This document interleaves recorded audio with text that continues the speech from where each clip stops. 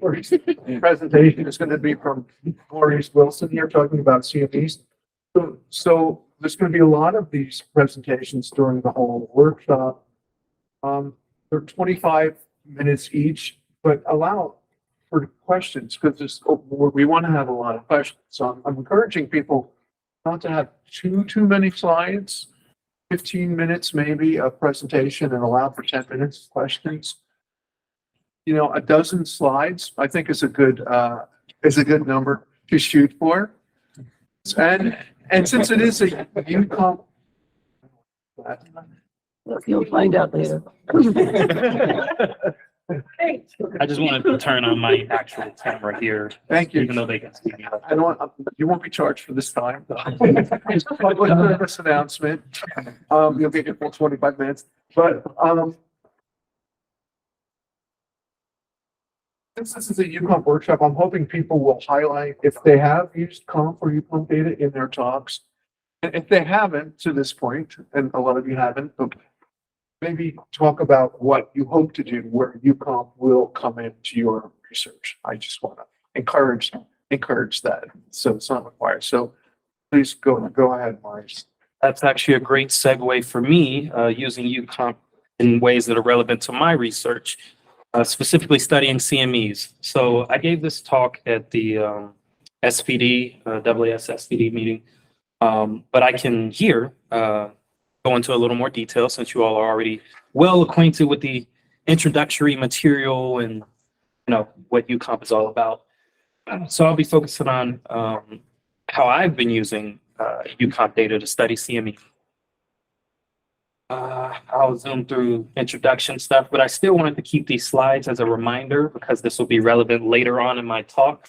So for UCoMP, remember we have a larger spectral coverage than with COMP, and I want to start by emphasizing that because that's one of the biggest differences between COMP and UCoMP. And I personally wanted to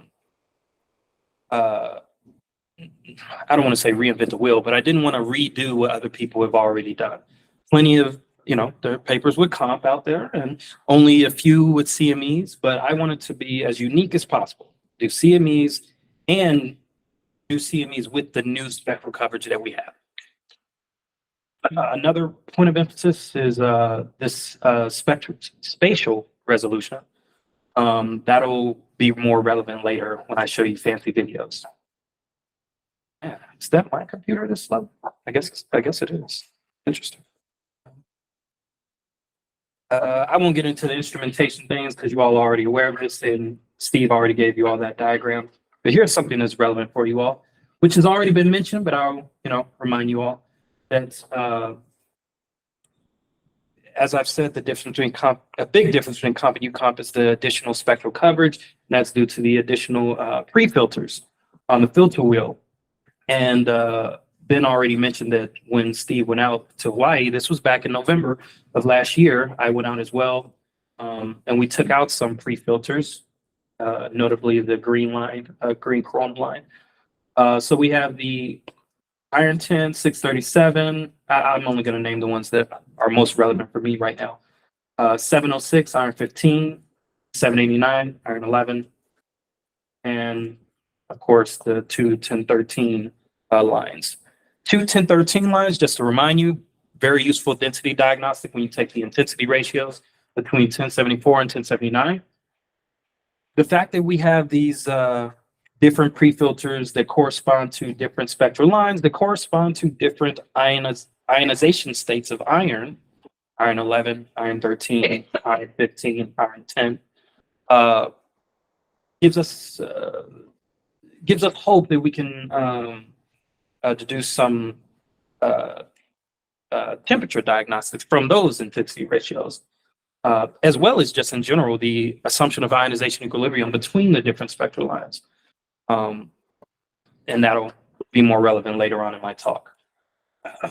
So you've already seen this, but I'll reiterate because it's just to remind you of some of the main concepts or science goals, I guess I call it, that you can partake in with UCoMP science is Like I've said, plasma diagnostics using intensity ratios and ionization equilibrium to get some temperature diagnostics and density, to diagnose the temperature and density. Line of sight velocity can be deduced from the spectral Doppler shift, which is determined from our analytical Gaussian fit of the wavelengths that we measure within the narrow bandpass filter. So like Steve showed us earlier today, the narrow bandpass filter allows us to exclude the ringing pattern. So we sort of get within the ballpark of, let's say, 1074 with the pre-filter. And then with the actual birefringent VO filter, we get the specific wavelength measurements. Instead of just 1074, it's 1074.7, 0.8, 0.6.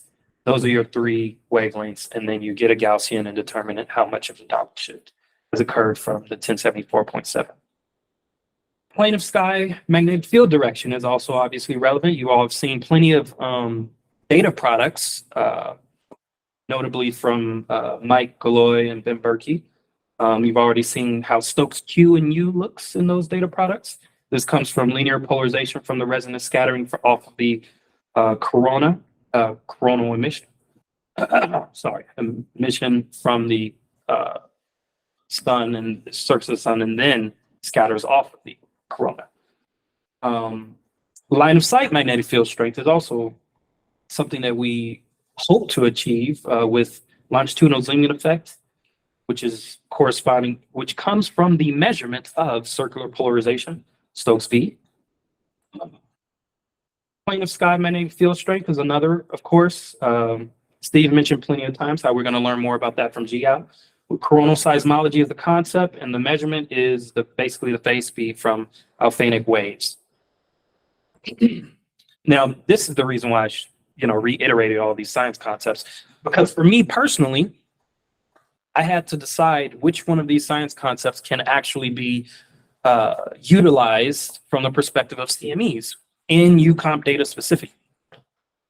Thus far, the literature shows us that Huixian wrote a paper for comp data back in 2013 showing CMEs in UCoMP data, but only really emphasizing the Doppler shift information, not the other information.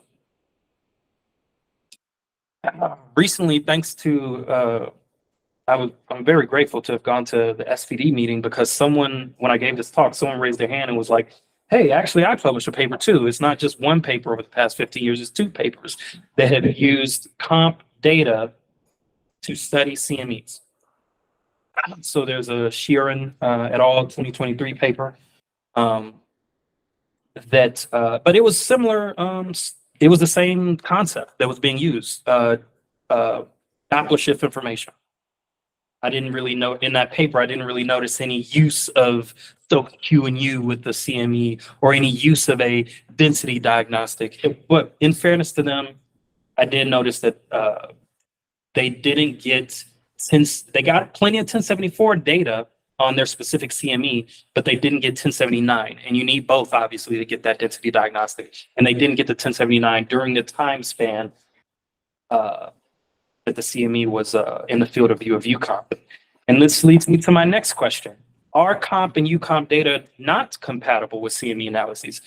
I really had to ask myself this question when I became a postdoc here last year, because, well, for one, I noticed the literature. There was only one paper as far as I noticed in last year, 2022. So I was concerned, like, okay, if it can be done, why hasn't it been done? And thanks to the help of my colleagues, I gained a better understanding that primarily it's due to the low signal to noise ratio within our data, particularly within a short time span. So we've talked already earlier today about someone asked, why not just integrate longer to get Stokes V? Well, for any Stokes, why not? I like to integrate longer just to get better signal to noise, but just fundamentally, these CMEs that are erupting within UCoMP data are only within the field of view for about, at most, 30 minutes or 60 or an hour. I really haven't noticed literally any thus far, that have been within the field of view of UCoMP for more than an hour. And I'm being generous with the hours, more like 45 minutes or something like that. And not only do I have less than an hour to deal with the signal to noise, but I really only have whatever the FITS file,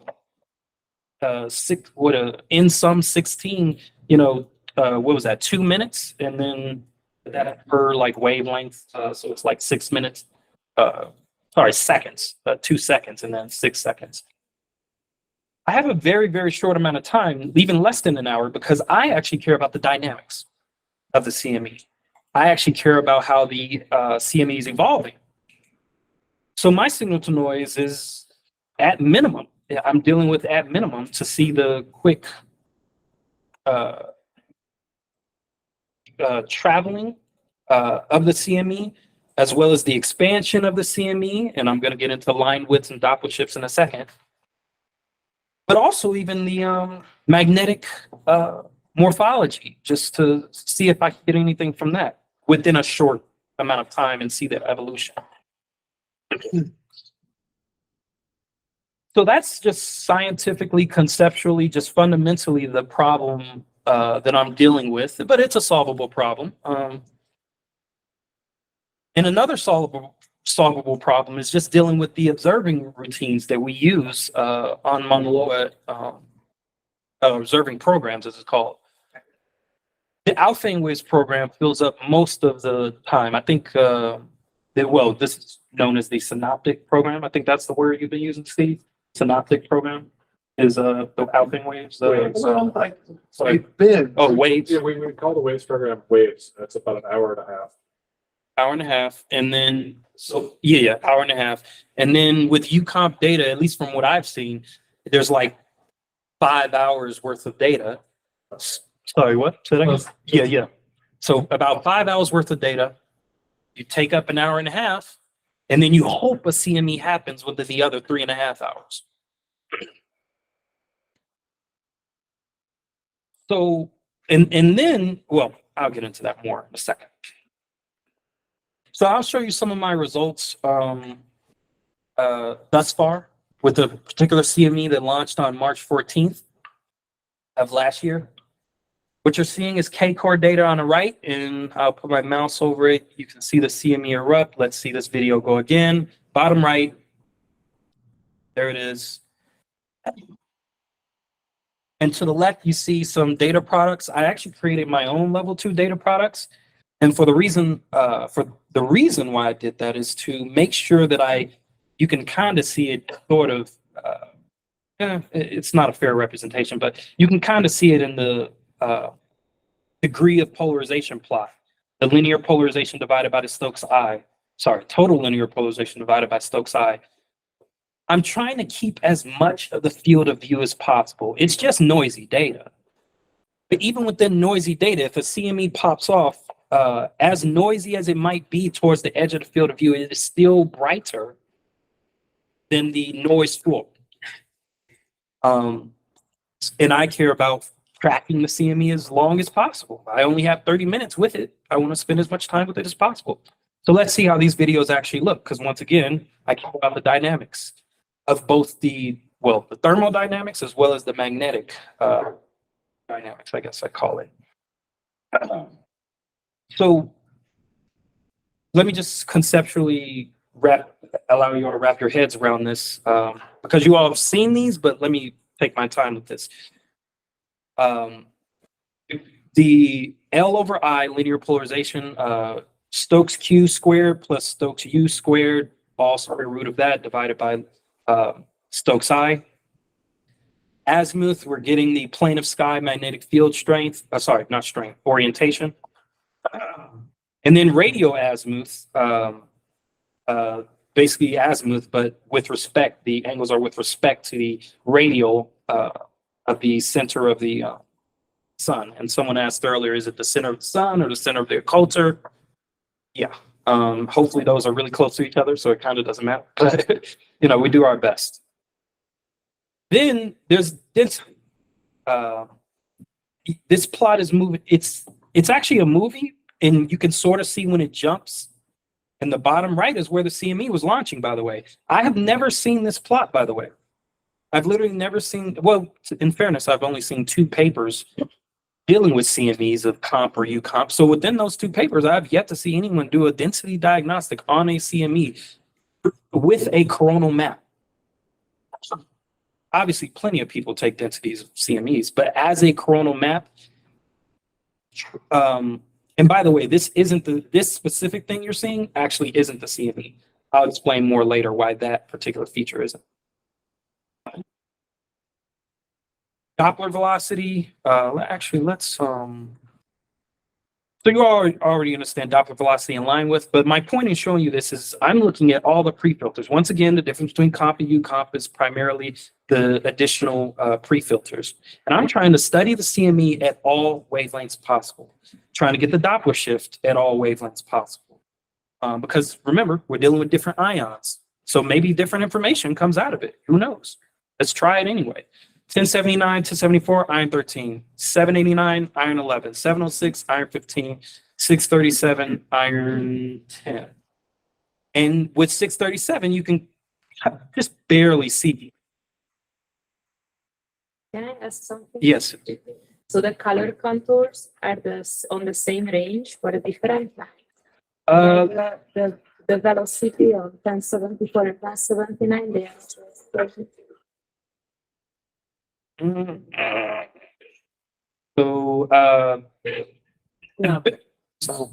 Yeah. To answer your question, you see how the line width ends at 65 kilometers per second, and that's 75 kilometers per second. So I intentionally changed it. And this, sort of goes back to your earlier question, normalization may or may not affect line widths. In my personal opinion to your question earlier, I think Steve answered it specifically when he mentioned division of the solar sort of disk intensity sort of. If it's a simple division of it, let's assume that the 3 wavelengths that we get, 3 intensities at 3 wavelengths is actually a Gaussian. If you do a simple division, then you're only dividing by the amplitude of the Gaussian. You're not touching the length. But that assumes it's a Gaussian, Steve, I haven't seen your normalization code or anything like that. But if it is as simple as a division, then conceptually, there shouldn't be systematic, I guess I call it, errors due to. So for here, the Doppler too, I mean that you have different speed for the same ion if you observe it. Well, this is a choice. This is an arbitrary choice. It's not a. It makes the plot look better. It is within this range. I am seeing true Doppler shifts within this range of 5, -5. But it was still an arbitrary choice of me to plot it this way. But both of them are -5. Yes, I But personally they are felt. different. Yeah. Yes, they are definitely different. Yes, the videos are. Doesn't look like. Say that again. Doesn't look like you've subtracted the last wavelength. Subtracted to.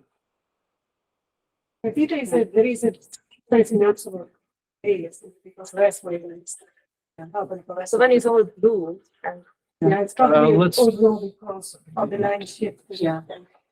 I've been corrected for this. So that's what. Let me answer that question actually. So that is because it was the beginning of the. Okay, let me explain one thing since you asked that question. These videos are truncated. It's not the whole day, but sometimes 1074 was taken for an hour and a half. So I have a lot. And then some of these. same time. Yes, these are not at the same time. And my point in bringing that up is sometimes you get data or a CME erupts at the beginning of the day.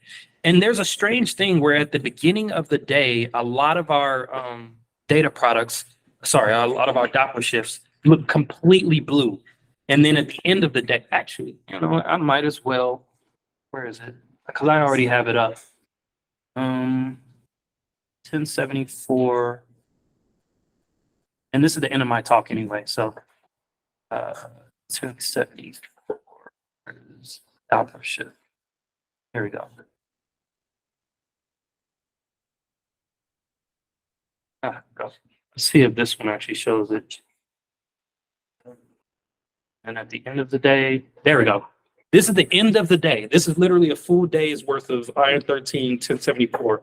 At the end of the day, it's all red. I have no clue what the heck this is. I have no clue what that means. At the beginning of the day, it's predominantly blue, but you know, who knows? I don't know. And I'm sorry, go You ahead. tracked off the median, I think. So it's, the 0.'s kind of arbitrary. Well, is that Maybe what your you did. pipeline? Maybe you did, yeah. No, yeah, I have, because, yeah, it's, because the median between what time, What goes to the Doppler, to the dynamics one?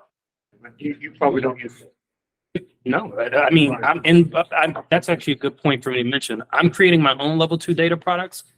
So I'm doing it in a very, well, it's not very crude, but it's more crude than the actual pipeline. The pipeline does things way more sophisticated, accounts for way more things that need to be accounted for. But that being said, I still compared my videos or images to that of the QuickLinks, and it looks very similar. But then again, yeah, sorry, your question? No, it's something very basic. Do you do absolute wavelength calibration? No. Why? Well, That's you're the short answer. No, we don't. the instrument itself doesn't, there is no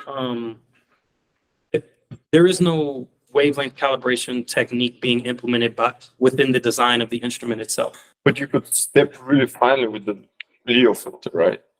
That's relative. That's not an absolute wavelength.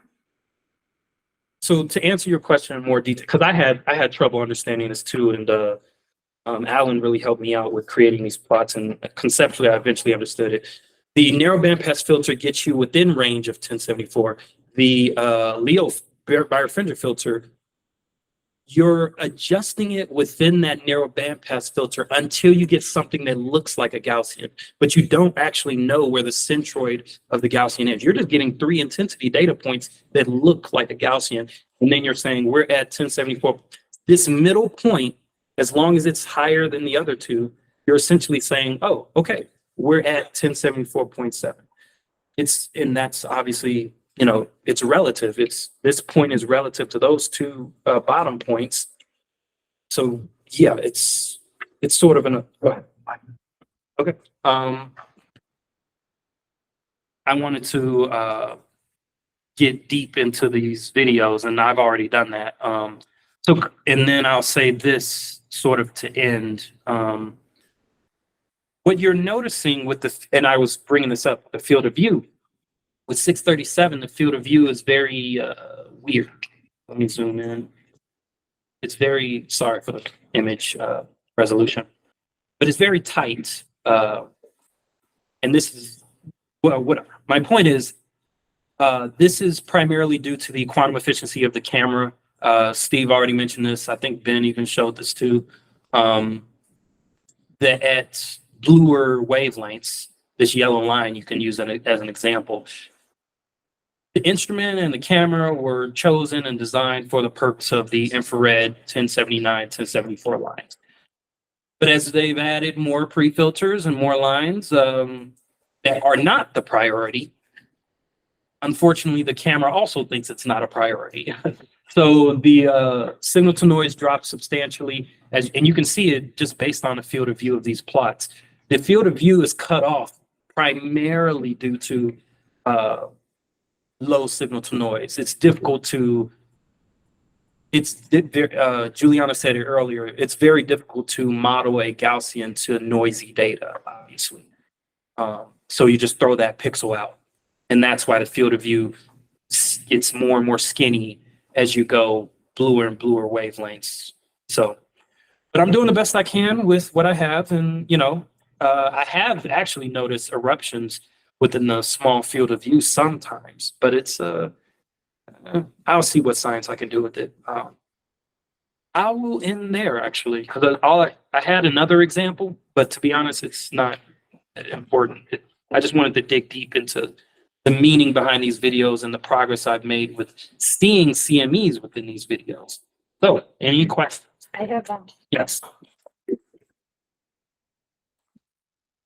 we said that it's difficult. to acquire data because of the routine measurements that go on. So for these, like, how do you so you selected this time that you want to take measurements on the CME pattern or what happened? No, so in, so just in general, the observing program just does what it does, whatever the observing program nominally is currently. And obviously, we've said plenty of times here already, please feel free to give us ideas on a observing program that is best for you and your research. And I'm learning the hard way that that's kind of mandatory for my CME research.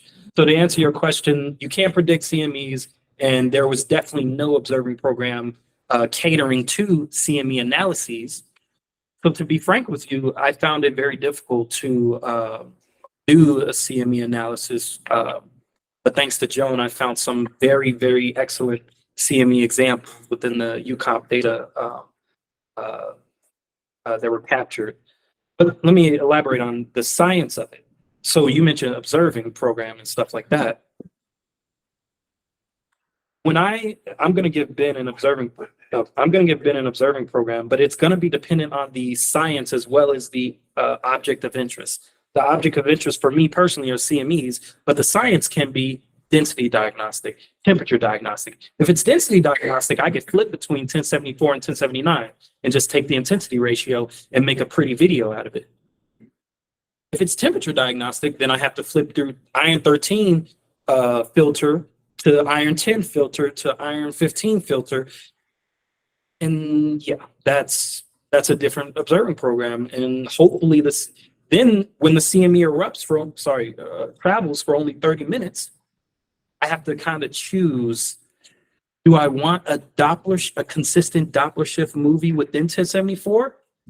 Or do I want the CME to be seen in 1074, 1079, 789, 706, which means I don't get a complete Doppler shift movie or traveling or whatever evolution of the CME within one scientific concept. So it's very difficult to decide. CME's mistakes. Wait, say that again? Getting a good part of the solar true. cycle now. Good point. Except we're not observing. Yeah, But other- that too. It is a nice part of the cycle. Discussions Yep. about the Yeah. observing Yes, I have a program. practicum as well later today, discussing some of these data quality related issues, the field of view getting skinnier and skinnier and things like that. At my practicum, you'll be able to play with the data yourself and see firsthand what I'm saying. Thank you, Maurice. So we're going to move to the next talk now, which is Ursula Boxvejnica, This is a lot of. kind of close. Yes. It's going to be talking. So you have to stop presenting, or do you? Oh, yeah, you're right. Did someone stop recording? That's one. Ben's going to stop recording and then start recording again.